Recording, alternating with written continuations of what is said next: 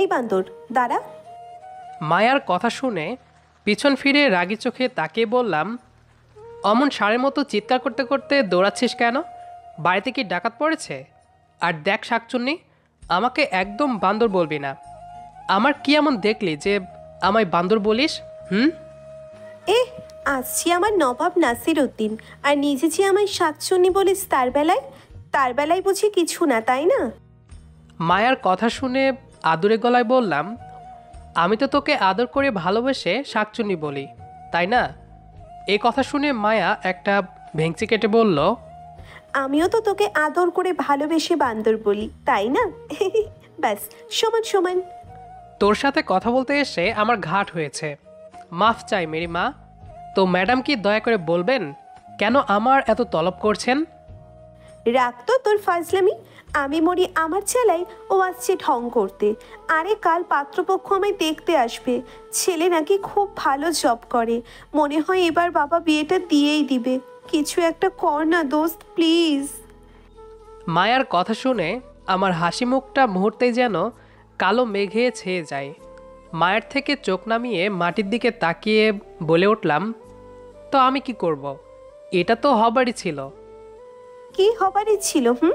আমায় বাঁচা না প্লিজ। এই নিয়ে তো ৪৯টা বিয়ে ভেঙে দিলি। আর কত? আমি তোকে আর কোনো সাহায্য করতে পারবো না, এটাই আমার শেষ কথা। হাফ সেঞ্চুরি করতে চাই ভাই। আমার স্বপ্নটা না হয় তুই পূরণ করে দে না প্লিজ। এই তোর পায়ে ধরি, বলেই ওর পা ধরে বসে রইলাম।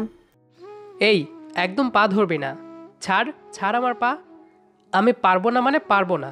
তোর যা ইচ্ছে তাই কর গিয়ে।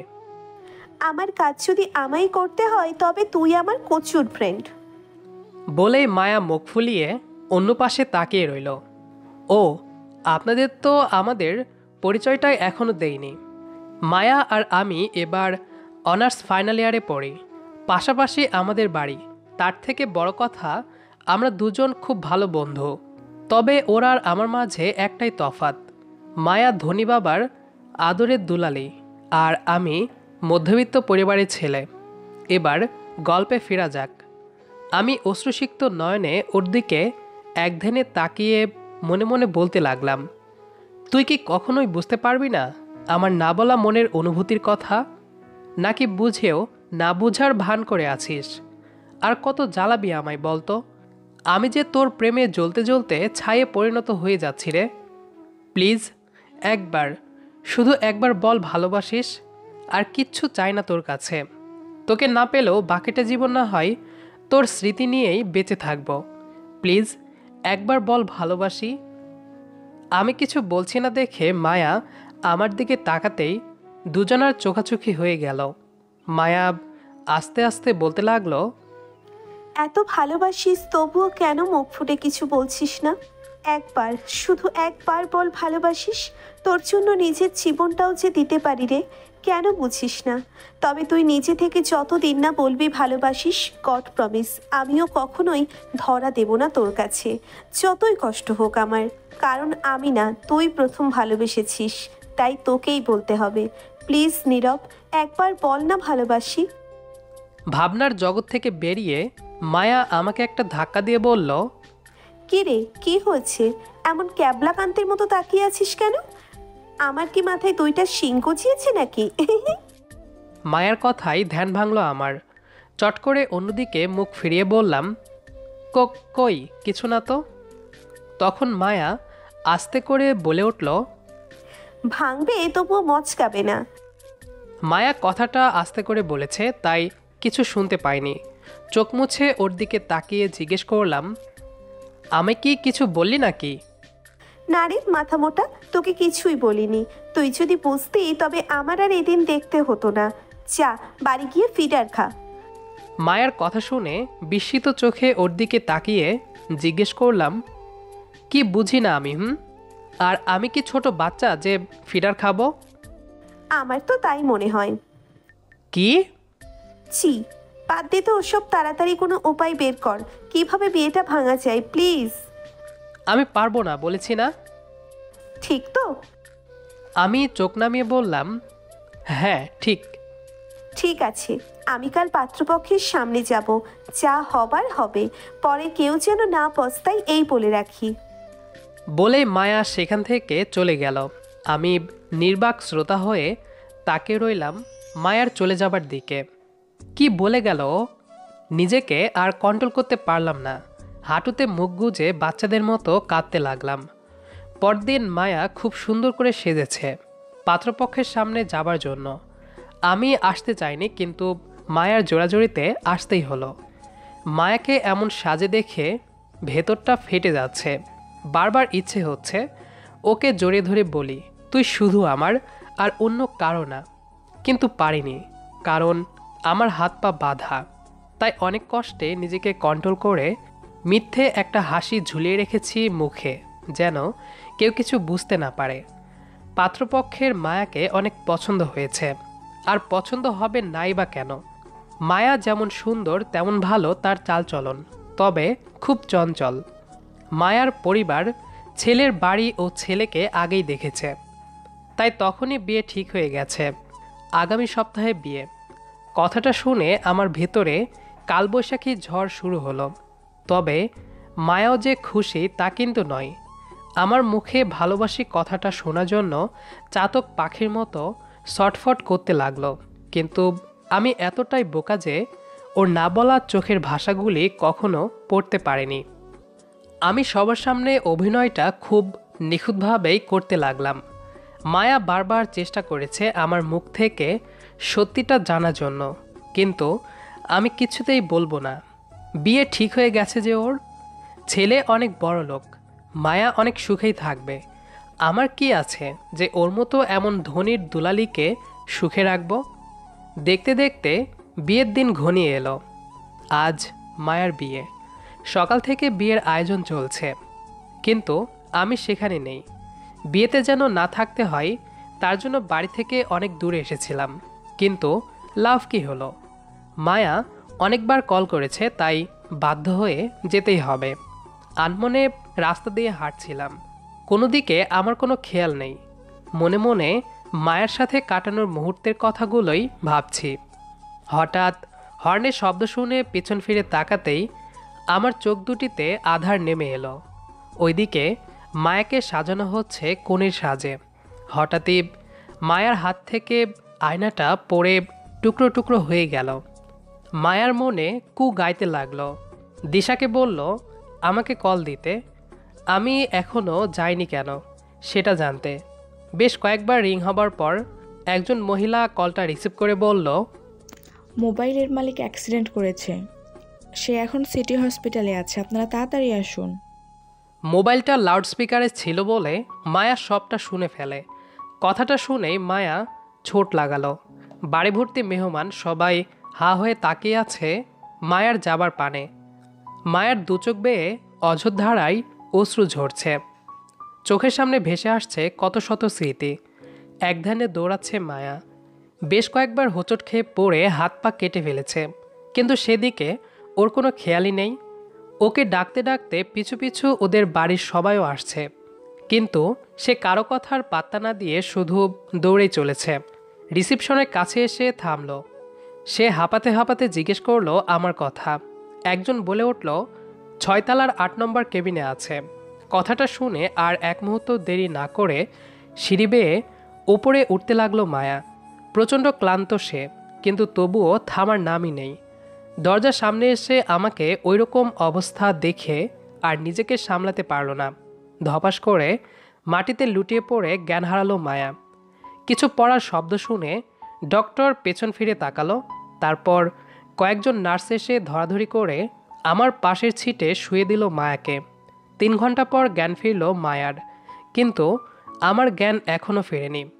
মায়া উঠে এসে আমার একটা হাত শক্ত করে চেপে ধরে কান্না করতে করতে বলতে লাগলো, নীলকুত্তা, সবুজ বিলাই, লাল হনুমান, এত ভালোবাসিস অথচ মুখ ফুটে একটি বারও বলিসনি কেন?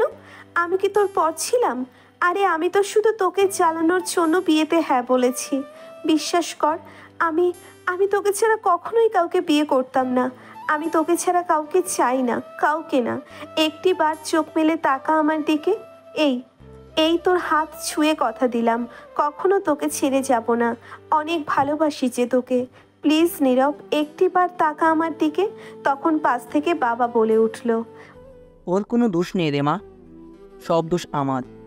আমি ওকে বাধ্য করেছিলাম তোর থেকে দূরে যেতে। বাবার কথা শুনে মায়া কান্না থামিয়ে উঠে এসে ওর বাবার সামনে দাঁড়িয়ে বলতে লাগলো, তুমি তুমি কি বলেছিলে ওকে বাবা, বলো। ওর বাবা অশ্রুসিক্ত চোখে মেয়ের দিকে তাকিয়ে বলতে লাগলো, তোর মনে আছে কিছুদিন আগে তুই নীরবের সাথে ফোনে কথা বলছিলি? আমি এসে মোবাইলটা কেড়ে নিয়েছিলাম তোর থেকে। হ্যাঁ। সেদিন সে বলেছিল, বিশ্বাস কর মায়া, কিভাবে কি করে যেন তোকে নিজের অজান্তেই ভালোবেসেছি রে, আমি তা নিজেও জানি না। প্লিজ আমায় ভুল বুঝিস না, সত্যি বলছি, আমি তোকে মন থেকে ভালোবাসি। তোকে ছাড়া আমি বাঁচতে পারবো না। প্লিজ আমাকে গ্রহণ কর। কথাটা শুনে সাথে সাথে ফোনটা কেটে দিয়েছিলাম।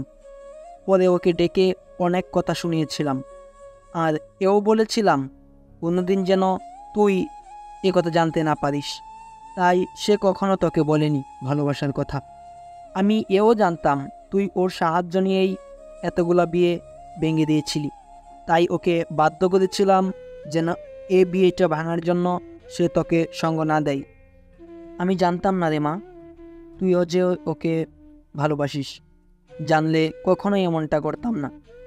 আমি ভেবেছিলাম হয়তো নীরব আমার ধন সম্পত্তি দেখে তোকে পটাতে চাইছে।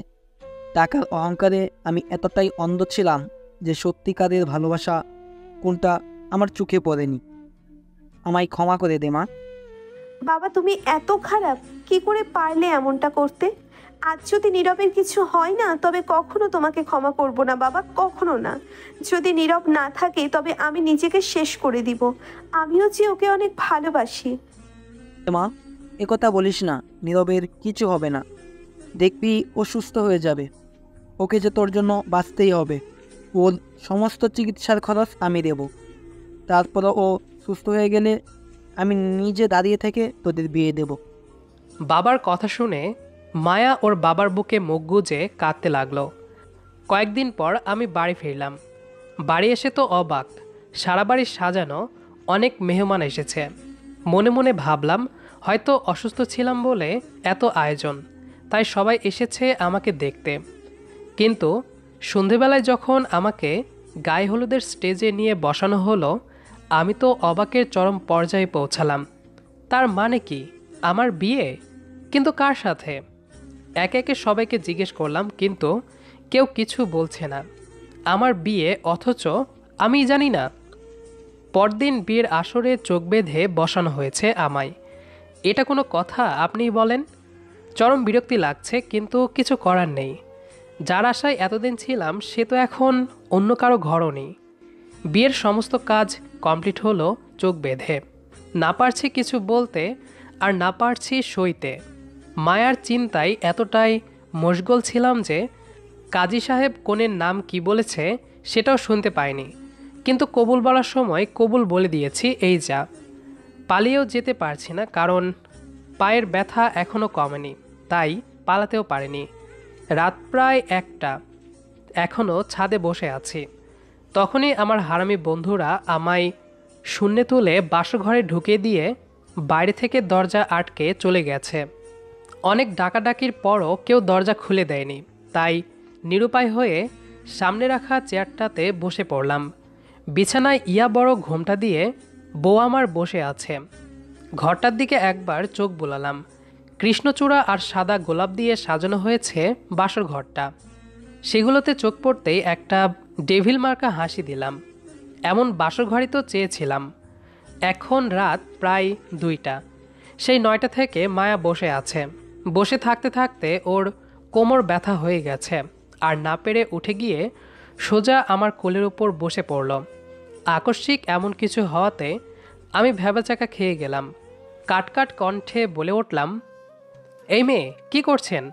পরপুরুষের সাথে এমনটা করতে আপনার লজ্জা করছে না? আর আমি আপনাকে কখনো নিজের স্ত্রীর মর্যাদা দিতে পারবো না। যান এখান থেকে। পরপুরুষ কথাটা শুনে মায়া রেগেমেগে ঘোমটা সরিয়ে চেঁচিয়ে বলে উঠল, হারামি, কি বললি তুই? পরপুরুষ না? তবে বিয়ে করলি কেন? যদি জানতাম এতক্ষণ এভাবে বসিয়ে রাখবি তবে কখনো তোকে বিয়ে করতাম না, ওই উগান্ডার প্রেসিডেন্টটাকেই বিয়ে করতাম। আর কি বললি তুই? আমাকে বউ হিসেবে মানতে পারবি না তাই তো? তবে আমিও দেখে নেব কোন শাকচুন্নিকে বউ বানাস। আচমকা মায়াকে দেখে আমি ভ্যাবাচাকা খেয়ে গেলাম। নিজের চোখকে বিশ্বাসই করতে পারছি না। তাই বলে উঠলাম, একটা চিমটি দে তো। আমার কথা শুনে মায়া গায়ের সমস্ত শক্তি দিয়ে দিল এক চিমটি। আমি মাগো বলে দিলাম এক চিৎকার। সাথে সাথে মায়া আমার মুখ চেপে ধরে বলল, ওই লাল হাতির নাতি, মান সম্মান বুঝি কিছুই রাখবি না নাকি? এত জোরে কেউ চিৎকার দেয়, বাড়ির সবাই কি ভাববে বলতো? তু তু তুই এখানে? আমার বউ কোথায়? নিশ্চয় ওকে লুকিয়ে রেখেছিস তাই না? যা, এখনই এনে দে আমার বউ। ও, তোর টাকা লাগবে তাই তো? এই নে ধর 500 টাকা। এবার আমার বউকে বের করে দে। আমার কথা শুনে মায়া তেলে বাগুনে জ্বলে উঠল। রাগে কটমট করতে করতে বলে উঠল, এই লুচ্চা পোলা, তোর কয়টা বউ লাগে? কয়টা বউ? আমাকে দিয়ে কি হবে না? দাঁড়া, দেখাচ্ছি মজা। তোকে তো আজ ঝাড়ু পেটা করে মাথা থেকে বউয়ের ভূত নামাবো। বলেই ঝাড়ু হাতে আমার পেছনে দৌড়াতে লাগলো। দৌড়াতে দৌড়াতে এক পর্যায়ে দুজনেই ধরাম করে বিছানায় পড়ে গেলাম। আমি ওরে বাহুডোরে জড়িয়ে নিয়ে বললাম, এই তো আমার শাকচুন্নি। সত্যি আমার প্রেয়সীকে যে আমি পাবো তা তো কখনো কল্পনাও করিনি। আমার কথা শুনে মায়া বুকের ওপর ভর দিয়ে চোখে চোখ রেখে বলল, কি করে বুঝলি আমিই তোর বউ? প্রথমে বুঝতে পারিনি, কিন্তু যখন ভাবি তোর হাত আমার হাতে দিল তখন তোর হাতের স্পর্শ পেয়েই বুঝে গিয়েছিলাম যে এটা আমার স্বপ্নকুমারী। তাই তো পালিয়ে যায়নি, নয়তো আমাকে আটকানোর সাধ্য কারো নেই, বুঝলেন? বলেই ওর নাকটা টেনে দিলাম। সব যদি জেনেছিসই তবে এত নাটক করলি কেন? It's revenge madam. রিভেঞ্জ? কিসের রিভেঞ্জ? এই যে তুই অন্য কারো বউ হতে চেয়েছিলি, আর তার থেকে বড় কথা হলো আমাকে না জানিয়ে একা একা এত সব প্ল্যান করে আমায় বোকা বানালি, তাই। তবে রে হারামি। বলে মায়া আমাকে মারতে নিল। আমি একটানে ওকে বিছানায় ফেলে দিয়ে ওর উপর আমার সম্পূর্ণ ভর ছেড়ে দিলাম। আচমকা এমনটা হওয়াতে মায়া কিছুটা ভয় পেয়ে চোখ বন্ধ করে নেয়। রুমের লাইট নেভানো ছিল। বিছানার পাশে থাকা জানালার পর্দা ভেদ করে চাঁদের আলোটা এসে পড়েছে মায়ের মুখে। তাতে করে মায়াকে আরও বেশি মায়াবী লাগছে। ছোট ছোট বেবি হেয়ারগুলো এলোমেলো হয়ে আছড়ে পড়েছে ওর চোখে মুখে। নাকের ডগায় বিন্দু বিন্দু মুক্ত দানার মতো ঘাম লেগে আছে। আমার নিঃশ্বাস ওর ওপর পড়তে মায়া কেঁপে কেঁপে ওঠে। মায়ের হরিণ টানা চোখ দুটিতে ঠোঁট ছোঁয়ালাম। তাতে করে মায়ের কম্পন যেন আরও বেড়ে গিয়েছে। নিজেকে কন্ট্রোল করতে আর পারলাম না। ঠোঁট ডুবিয়ে দিলাম ওর ঠোঁটে। মায়া প্রথমে ছাড়া পাবার জন্য ছটফট করলেও পরে সেও ডুব দেয় ভালোবাসার উত্তাল সাগরে।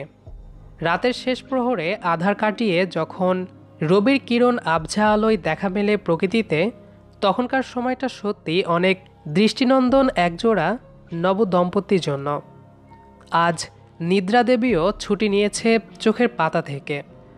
মায়া আমার বুকে মাথা দিয়ে শুয়ে আছে বাইরের দিকে তাকিয়ে, আর আমার দৃষ্টি আবদ্ধ মায়াতে। অনেকটা সময় ছিল নীরবতা। নীরবতা ভেঙে মায়া বলে উঠল, নীরব, ঘুমিয়ে গেছিস? না, কেন? তোকে অনেক অনেক ধন্যবাদ আমার জীবনে আসার জন্য। মায়ের কপালে একটা চুমু দিয়ে বললাম, তোকেও অনেক অনেক ধন্যবাদ এত সুন্দর একটা রাত উপহার দেবার জন্য। মায়া লজ্জায় মুখ লুকায় আমার বুকে। অটুট থাকুক তাদের ভালোবাসা, এভাবে পূর্ণতা পাক সবার ভালোবাসা। গল্পটি কেমন লেগেছে সেটি অবশ্যই কমেন্ট করে জানাবেন। দেখা হবে আবারও নতুন কোনো গল্প নিয়ে। সেই পর্যন্ত আমাদের সাথেই থাকবেন। ধন্যবাদ সবাইকে।